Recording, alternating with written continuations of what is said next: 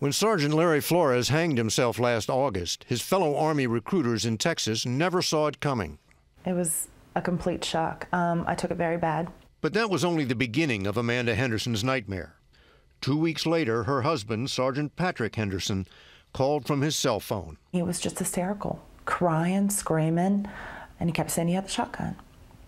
And he said that he can't deal with it anymore. He's done. He can't deal with it anymore. She coaxed him home and got the shotgun away from him, but he was still raving.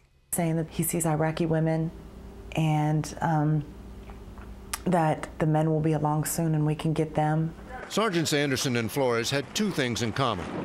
They both had served in combat and were working 70-hour weeks as Army recruiters.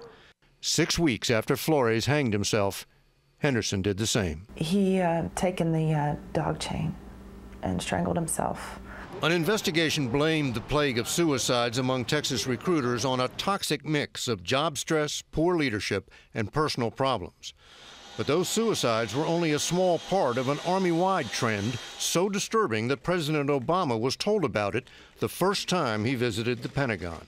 Last year saw more Army suicides than any year on record. And now it's gotten worse, much worse. 24 Army suicides in the month of January, double last year's rate. More than were killed in combat that month in both Iraq and Afghanistan.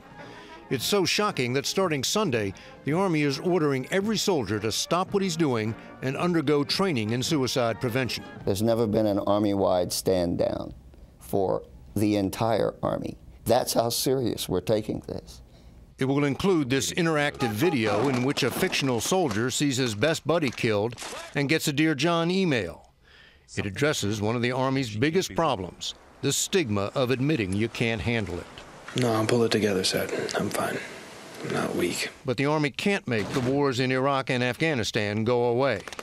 And nearly 2/3 of soldiers who take their lives are either in the war zones or have been there. David Martin, CBS News, the Pentagon.